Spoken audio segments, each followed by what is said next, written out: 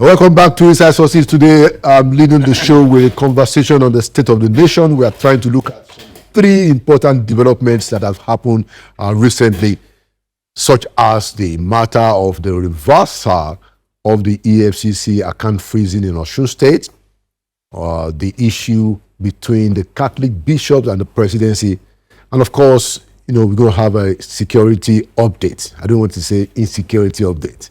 To join me in those very important themes, I have two leading Nigerian public intellectuals. Right to my immediate right, I have Malam Baba Yusuf, who is a strategist, policy advisor, and the group CEO of GITC. Malam, good to see you again on Inside Sources. Always a pleasure to be here, my bro. Thank you. Thanks for having me, Prof. Thank you so much.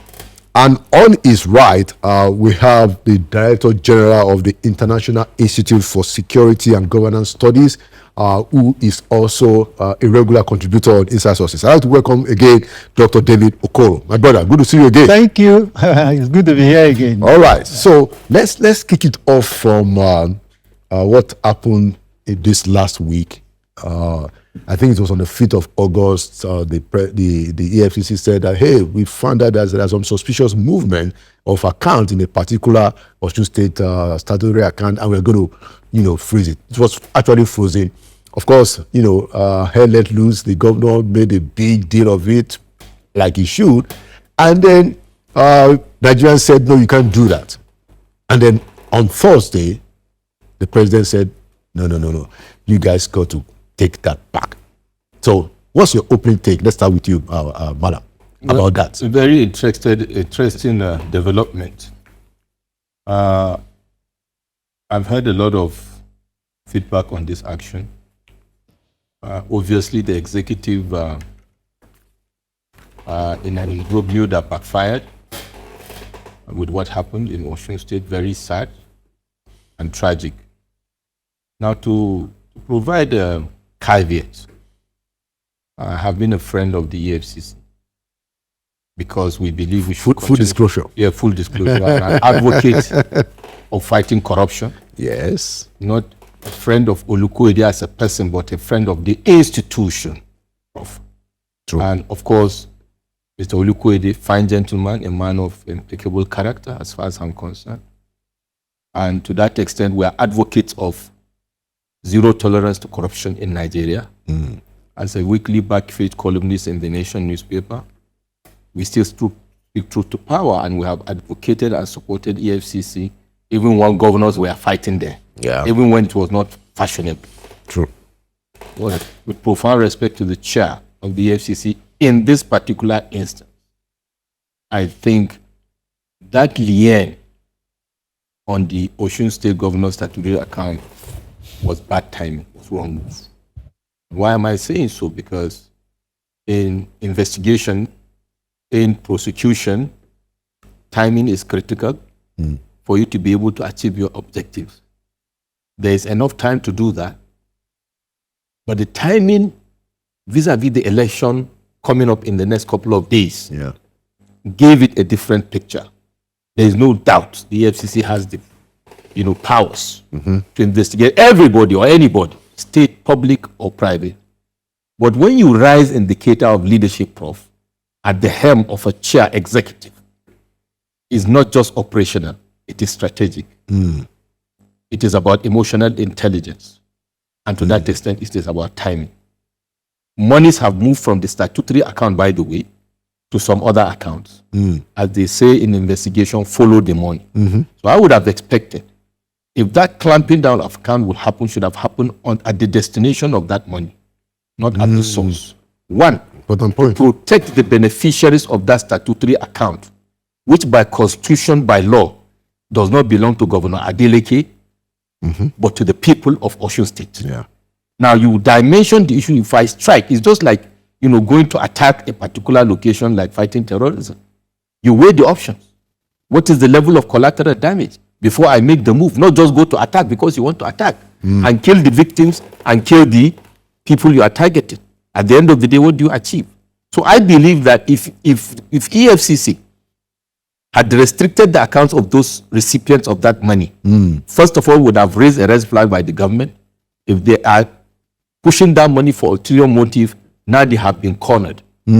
It is highly likely they will not push the money to any other person again because everybody will take cover. In fact, that would have been an expose because Very well. if the recipients were illegitimate, Exactly. that would have been it will the story. precipitate the issues. That would be the story, actually. Yeah, absolutely, actually. And that will give time for elections to take place and EFCC to still come and do its job. Now, coming to the point of Mr. President's action, I believe that Mr. President also could have done it better, with profound respect to Mr. President, because other mechanisms would have been used to achieve the same objective, just like a lot of commentators have mentioned, that he would have used the Attorney General of the Federation, for example, to achieve the same objective. Albeit Mr. President was trying to be very clearly to score a political point. Okay. But in doing so, have opened a precedent and a vista that may not be able to be manageable. But to learn with this, I am happy this has been nipped in the bud. What is important is for us not to allow EFCC or any other organization to mess up the 2027 election. Imagine for a minute, a general election, 3 or 4 or 5 states' accounts are being put on hold on PND. Imagine the crisis and the chaos it will generate in Nigeria. And imagine the kind of image or backlash it will have on the general elections in this country. So I think circumspection is very key.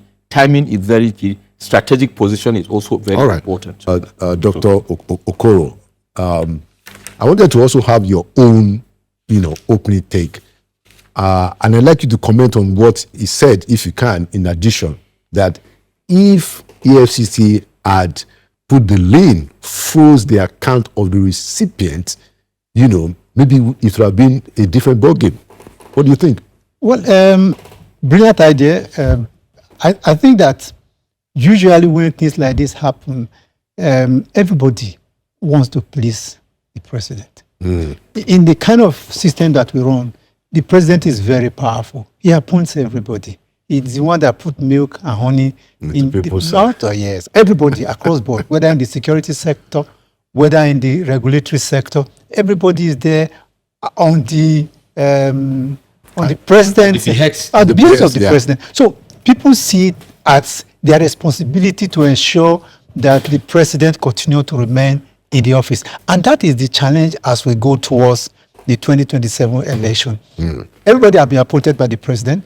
They see themselves as being servant of the president, not to the constitution of Nigeria, but to an individual. That's a very important point. Yes, and they see that is their responsibility to ensure that that individual continues to remain in power. So you see the police. You see how the police is gravitating. You will see every other agency, even INEC. Even INEC, yes, INEC is independent, but is INEC really independent? Somebody appoints, see, this is how it works. In INEC, staffs are brought there by different political leaders. Yeah, they are brought there by senators and all that. And so the president have overbearing ability to determine how they respond in any particular issue. So for EFCC, for me and you talking about the EFCC, all the grammar people are speaking, I just believe that it's part of the pressure to prove to the president that we are working. And that, the governor needs money to be able to run the state. And if anything is done to tweak that, it will be helpful. Because it's not as if, to me, it's not as if the EFCC was not aware that an election was close. They were aware that an election was close. They were also aware of the impact of that particular action they took, it was going to have on the capacity of the governor to run the election. Because whether you like it or not, the governor was going to be able to take part of the state resources to do his election. He will not manufacture. That's the suspicion that yes. Upon which EFCC they acted, yes. But the question is the manner in which the EFCC went about doing this. Like I said, the EFCC will also feel bound to support Mr. President, to support the ruling party one way or the other. And that is what you saw playing. But for me, the president was a smart politician. He put himself out there as being a Democrat, as somebody who does not support activities like this. But really, is the president that kind of Democrat that... Okay, so before I bring you to Malam, and then we move away, I want you guys to answer this question in 1 minute quickly. When are we going to be able to get to the point where independent agencies, autonomous agencies understand that even though the president appoints them, that they hold a duty to the people in the constitution? Or do we have to reduce the powers of the president? Let's start from you, and then Okay. Like you said, I was when Ribadu was appointed then as the first EFCC chairman. I remember that a couple of months after that I directed in Kaduna then at the Trade Fair Complex the first National Anti-Corruption and Financial Crime Summit. And so when Ribadu came, and the question was being asked whether the president was going to use him as a political tool, or if the president asked him to carry out certain actions that were going to victimize other politicians.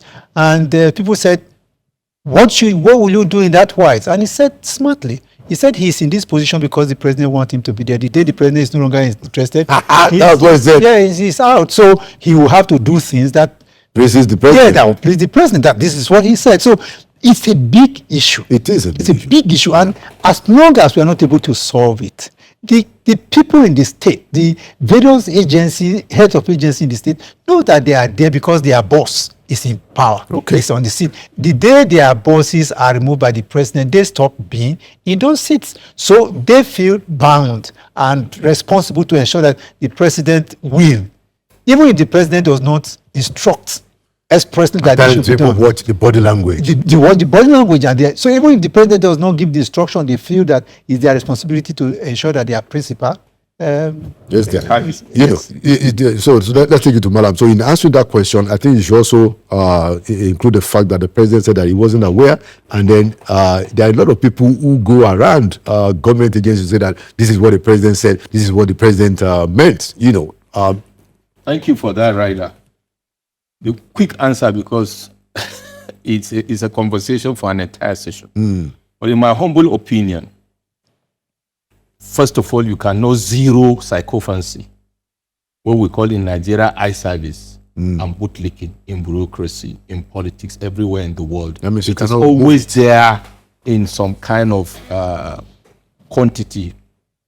But it is endemic in Nigeria, I believe, not because of just a simple fact. Pandemic. It is actually pandemic. But it is like that because of, not because of the individuals in office, like an Olukoyede or anybody, but because of the governance system in Nigeria. I kept on saying this. First of all, we have to whittle down the power of the president. Yeah. Which means the political system of Nigeria has to change. Which means the political structure of Nigeria has to change. The presidential system of Nigeria is the biggest issue we have. It is the elephant in the room, gentlemen. It is. Okay? Because it has given this so much power to the presidency We have it that in it the is area. always almost impossible not to take that hardline position people are talking about. Unless you are sitting on the chair of the EFCC chairman or ICPC chairman or CBN governor, I would say, give me a break. You can say whatever you want to say. Because the powers are so enormous. And for some of us that were in position of influence, that took the hard decision to resign, we know what we faced. So first and foremost, change the system to say presidential is not okay for us as Nigeria. First, it's too expensive. Secondly, the power is too centric. And that is where you start. And in doing that, also it will impact on the legislature.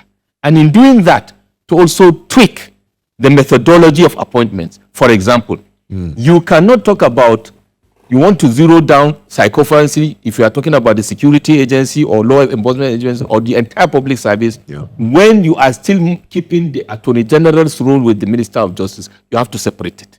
The office of the Attorney General has to be independent in the sense that it is a different appointment from the Minister of Justice. That Attorney General's office is the office that the EFCC, the ICPC, the NFIU should report to. And you build a framework around that Attorney General to protect him and insulate him from undue interference. And that is where you start from. You can't start tweaking the structure from the middle of the framework. You have to go foundational. Okay. So we start from there. But before you even get to the Attorney General and whatnot, change the political system, change the political structure, you whittle down the power from the center, and then maybe there's a hope you whittle down, because don't forget, we also have a corporate culture as a Nigeria. This Dobale attitude, Yeah. whether it is in the north and south, is endemic. But I think when the system is tweaked, Yeah. it will help change Okay. the narrative, So the direction. I was just going That's to second. Go ahead. I want to- Well, I was just going to add this, that you asked the question, how do we deal with the issue of, because it's sycophancy or, right. You need to look then at the recruitment method, how people are recruited into positions. Somebody comes and he takes you to the president or to be appointed. People will stand for you. Somebody will make a phone call. Somebody will recommend you. Right. People play all sorts of roles. And when you are in that seat, the people who play the role to put you there will have overbearing influence, will put you there, and therefore you have to do what we're asking you to do. And because we are supporters of the president, you will have to do X, Y, Z for the benefit of the. So as long as the recruitment method still remains that people have to speak up for somebody, they have to be all sorts of lobby to get into power. When you are lobbied into power, then of course your capacity to govern or to play your role will be restricted by those who brought you to the office. I mean, before. yeah. Let's move on to this issue between the Catholic bishops, particularly John Cardinal Onoyekon, and the presidency. Now, I'll make a view, and then you guys will also contribute. I think that the problem is not whether those, Cardinal, it's not what the Catholic bishop told the president in the villa. They expressed their minds, they spoke to the power, and the president listened. And the president also responded. Of course, both of them were robust. It was a robust exchange. And there was no problem there. In my view, the problem started when the cardinal exercised his right to public expression of his opinion, and presidency people started to call him out. If they didn't call him out, there wouldn't be any storm of any kind at all. And the point I'd like to make, and then I will add it over to you guys, is that I think it is ingenious for any presidential official spokesperson to say that a cardinal, of the Vatican cannot speak about the meeting with the president. You mean disingenuous? Disingenuous. Correct. Thank you for correcting that. Disingenuous. How can you say? And it comes back to this idea of an imperial president. Look, if the president held a meeting with the cardinal, those are the people that pick the pope. That is almost at the level of political relevance. They are not so far apart from each other. And so you cannot be saying that, meeting the president was like a privilege for them. Excuse me, the president invited them or the president accepted them. That's the kind of argument that people make when we have this imperial. We just think the president is the KBC. The president is not a monarch. That's right. He's not a monarch. Absolutely. And when cardinals go and meet the president, they have meeting as mutually respectable. So I found the idea that the cardinal went to speak to the press. Them saying, the president saying that no, how can he do that? He met the president. He went to make it public. What nonsense is that? I'm so sorry. Over to you guys. Thank you. I go first? Yes, please. To be honest with you, first of all, I'm a Muslim. But the issue is we have religious leaders. And that is why for religious leaders, let us be clear, and this goes to the sycophants of Mr. President, that we call religious leaders at that level. We qualify their names with revered. Or we call the president, with due respect to him, or governors, excellency distinguished. No pun intended. But deliberately, those words are used to qualify the people, what they hold to the society, and who they are to the society. The conscience. The president has a role for the country. The governors have a role for the country. Indeed, in this context, the Catholic bishops have a role for the country and for the world, because the role of the bishops is not just national, it's not just subnational, it is actually international. National. True. The same goes to top-line Islamic clerics. Absolutely. And they are supposed to be the torch-bearers, the guiding lights, and the conscience of the society and the people. True. And the day handlers of a president or handlers of a governor go out of their way to start discrediting or poo-poo the conversations of such leaders, then the question is, first of all, do those people profess to a religion? And if they do, what is their relationship with God, first of all? Have they decided to abdicate their relationship with God and decided they have tied their relationship with man? But even at that, we've seen in countries where they don't really align with religions per se, whether Christianity or Islam, but they provide a better approach. They come across better with respect to how they engage. I'm not saying they cannot respond, but I also believe, like I've consistently said, the communication strategy, and I'm saying it with all sense of responsibility, of the handlers of Mr. President in this administration, most of them, not all of them, are warped, for want of a better phrase. They need to smell the coffee and wake up, like you say. We are not having an imperial master. We are having a democratically elected president. And just like what the people, accountable to the people. And that is what happened even with this EFCC case. You can see how the president realized that, no, I have to take a very drastic position. As much as I'm the president, I realize that there are some things I may not do. It will be totally out of it. So I know we have said it and we cannot say it again. They can continue misfiring and going about malhandling, the issue of Mr. President, but it is totally unacceptable. And guess what happens? They should go and sit down in their small offices and just reflect back 20 years, 15 years, 10 years, even 4 years ago. People were holding their rules. Where are they now? What are they doing? So for goodness sake, don't you have a second address? These people behave as if they don't have a second address. And guess what? Even when the leaders leave office, you were a presidential aide. You are here with us today. We are together. Where are your colleagues that were with you before? So it's a moment of introspection for them. Strategic communication should be the case, not behaving like political attack dogs. When you are in that position, you shouldn't be seen to behave or be acting like a political attack dog. You are at a pet position to guide with the president, to manage Mr. President's crisis. And in managing his crisis, sometimes silence may even be better and golden for you. Thank you so much. Before I revert it to Dr. Okoro, I wanted to add that, well, on this case, to the credit of Mr. Bayard Onuga, I give him he kept quiet. He kept quiet. And the young guy, the head boy of the team, was quiet.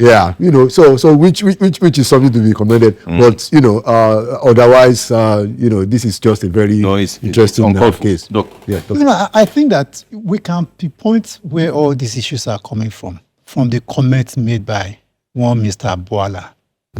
Yes, I want to say that one Mr. Boala who poured what I would say on the face of our revered religious leaders. I think that power or proximity to power should not get into people's head. And because sadly it often does. Yes, you are not the president. You're just a side staff. Absolutely. And you are creating problem for the president. That's the point. No, he's creating problem for the president. And he didn't need to talk. The cardinal made his points. Leave it at that. That mother would have just said, he's talking about it. Yeah, we talk, but he and you ask, is he a Christian or a Muslim? What is going on?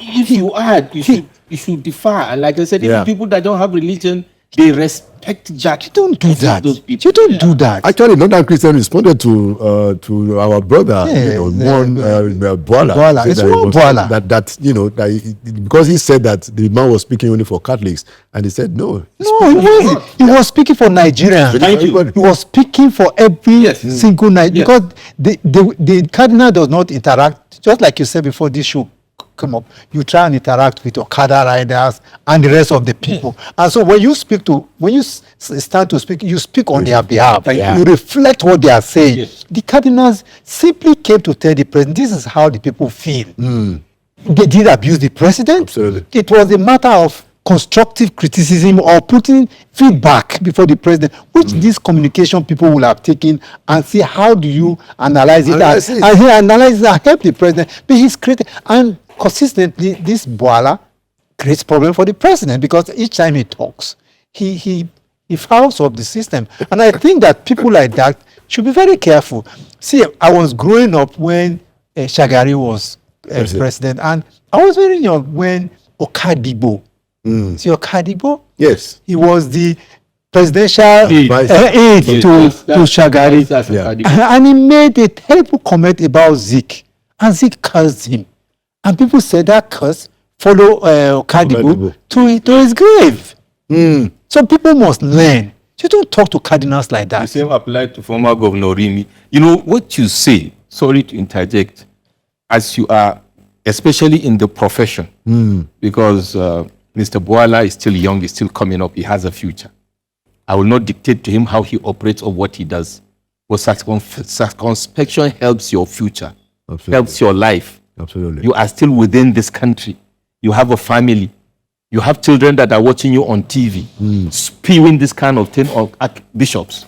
What do you tell them tomorrow? Even his own children. That's what I'm saying. The children, his own children. What does he tell them? Or what opinion does he want them to form? Because children now from the age of 5 actually form opinion. Absolutely. So the advice and counsel to Boala and their likes, like I said before, this position is transient. And for high-stake political game, remember, no matter how you play eye service, no matter how you play psychophancy, on the chessboard or the leader like Mr. President, you are just a pawn in the chess game. Yeah. Basically, I mean, and I think we could see that the government seems to have understood the fact that and they have those changed. aides, They are trying to do damage control. So the secretary to the government of the federation came out and said that, look, we're going to have a deeper conversation and develop which better is more like it with the Catholics, which is like so clearly what was not necessary. Yeah, It was not clearly necessary if Boala had just kept his mouth his quiet. mouth shut. Okay, well, not only him, there was also the Temitope Ajayi. That's why I say some of the aides, because I know it's also not wrote, yes, the first, useless salvo that didn't help the president. And like we said, these people are causing problems for the president. They are adding to his baggages. Now we know that the president is a very, astute politician, and he can, wave his way. He can waddle his way through. But hey, what's the point? for how long? Exactly, for how long? And then what's the point of adding baggage and baggage? Exactly. For the president. Why are you creating enemies for the president? Because you are trying to look good to the president. And then the president has a tenure that will expire whether 2027 or 2030. That's one. Exactly. These things are limited. Our last discussion point, friends, just because of time.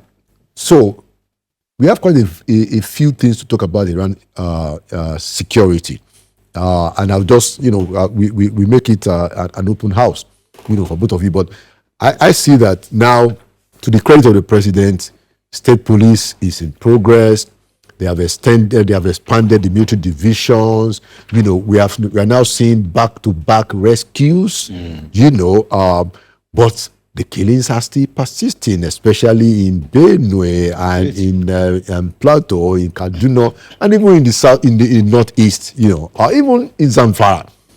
So how do we read this? And let's start with Dr. Okoro. You are a security strategist. And then we come to the policy advisor. Very well. Yes. Well, the first salutary news or information is that the government is putting out structures that will help to ensure sustainability of the security system. The increase in the number of divisions. When the office were just reflecting, even the economic impact of the creation. Yes, it will have tremendous. Think about Taraba, you are putting a division there. Think about the salutary impact it will have on business. And then I think in somewhere in Benue. In the Makurdi, you are having a division. Think about the economic. So these are states that are actually in need of an injection, an economic. And there's one more because in Benin. It's four. In Benin. So you can see immediately. Now this is not purely security now, but economic. You can see that.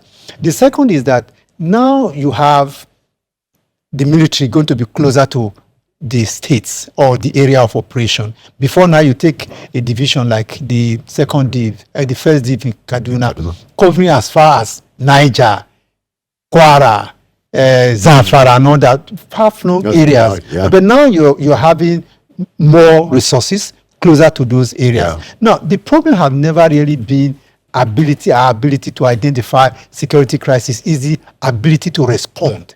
Right? It now means that capacity, resources, and ability to respond is available and will be quicker. Right? The response will be quicker. Manpower will be available. Equipment will be available. So you have the military being closer to areas of need. But I've always said that the problem of internal security in Nigeria is a policing problem. And like I've said in other places, that the reason why we seem to have this endemic security problems that are growing is because the policing system had collapsed. The police is the lead agency in internal security operations, right? Yeah. Nigeria Police is the lead agency in national internal security operations. It is the failure of the policing system that have drawn the military to be involved in policing system. Because even now, this salutary step that have been taken by the president will not address the internal security problem we are having, because it's not a military problem. So it is not a military that will come into, because their training is different. Their constitutional responsibility is different from that of internal security. The question is, we are having our military dealing with internal security issues. We will have an external aggression. What happens? So our first line of security operation is now the military. Where is the police? And because the police have failed, that is why the DSS is doing police work. That is why civil defense are doing police work. You have Amotekums doing police work, vigilantes doing police work. So what we need to do, as great as the president have done in the military sector, we need to fix our policing system. The other one I was going to say, talking about Zamfara, what's happening in Benue, Zamfara, Kwara, Plateau. What we should then do is to draw resources from across the country, because this is where the crises are now, to increase the quantum of resources in Benue. That is security resources, security asset. Let's increase the quantum in Benue, increase the quantum in Plateau from other areas where there are less crises. Okay. It's now the issue of material or resource or asset management. We move asset from where there is less crisis to epicenter where there are crises. That is the way to manage this. Okay. And I'm sure that if we do this, we can solve this problem. Okay. All right. Last word, Malam, because of our time. Well, it's a welcome development. In fact, it was the topic of my piece on my Friday weekly back page column on the Nation newspapers, that we have for long needed more boots on the ground. It became a mantra.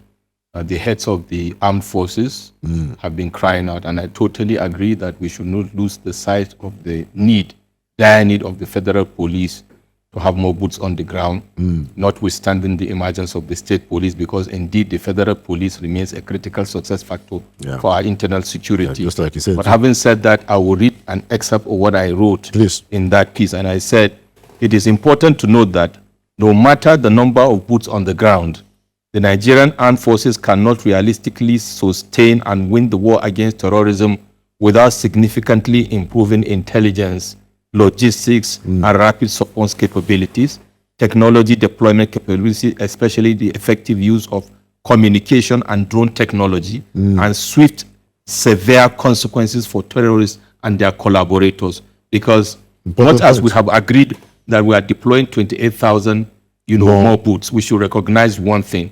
There will be a timeline to that. With respect to Mr. President, the 4 months timeline to achieve that is not tenable. One, because the average number of boots in a division in the Nigerian perspective is 7,000 to 10,000 soldiers.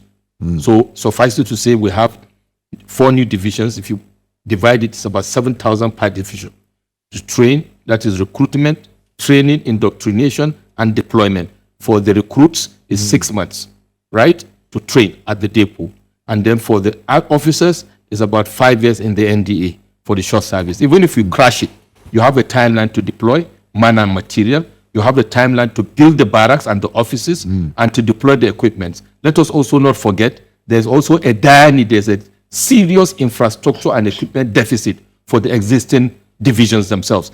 Don't forget, Brigadier General Bremo died with his team when they were ambushed with only 1 armored personnel carrier, an entire battalion.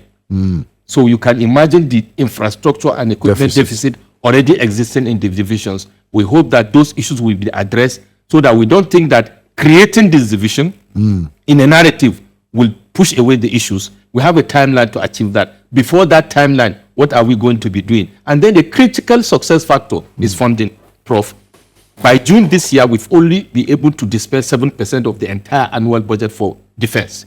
How are we going to fund the 28 boots on the ground? Because by my calculation, it is immediately a 16% increase in the entire wage bill of the Nigerian Armed Forces. Don't forget also, kudos to Mr. President, he has increased the salaries of the armed forces. Yeah. So we are looking at maybe 25% increase across board for wage bill. Okay. Right? And because the races are about... It doesn't matter. We have this 28%, yeah. 16% increase on wage bill, Right. 16% increase on demand for resourcing, equipment, and everything. And that requires funding. I hope that will go pari passu, the declaration, to achieve that. But having said that, we need to deal with border security. We need to use drone technology to be for reconnaissance and surveillance, and also drones to carry payload to disrupt the convoy of these bandits that move on motorcycles and drop explosive on them, disperse them in their camps, disperse them when they are moving to commit these attacks. This is quick win that can be achieved within months. We have young Nigerians that are already building drones in Nigeria. This can be achieved as a quick win for us to destabilize the logistics and supply chain of these terrorists and to be killing them in drones. They move in 200s, in hundreds when they are moving to attack. If we have drones that are doing surveillance and we have drones with payloads, we can be able to drop, explosive on them, disperse them, and by so doing, destabilize them, and by so doing, taking the war to them. But I think we should look at it from what I call from the direct and peripheral vision. Just increasing division will not solve the problem without this critical success factors. Thank you. Thank you so much. 30 seconds. Because I was just going to make a point that the bandits, they have routes that they use. It's just like roads. The bandits have regular routes. Right. Now, there are accusations that those routes are not being manned, or that security elements are not focusing on it because they move maybe like 100 bikes. A drone will destabilize them. A drone or even patrol can cut off these pathways, which is not being done currently. And I think that the military leadership should look at Thank you so much, guys. We've had a very comprehensive conversation on 3 major topics. And I thank you so much for your insights and the contribution, and thank you for coming to Inside Sources, Mr. Dr. David Okoro and Madam Baba Yusuf. Thank you so much. Always a pleasure, Prof. Thank you for having us. Thank you. Thank you. We hope that some of these things will help our country to. Absolutely. I can assure you that they are listening. Yeah.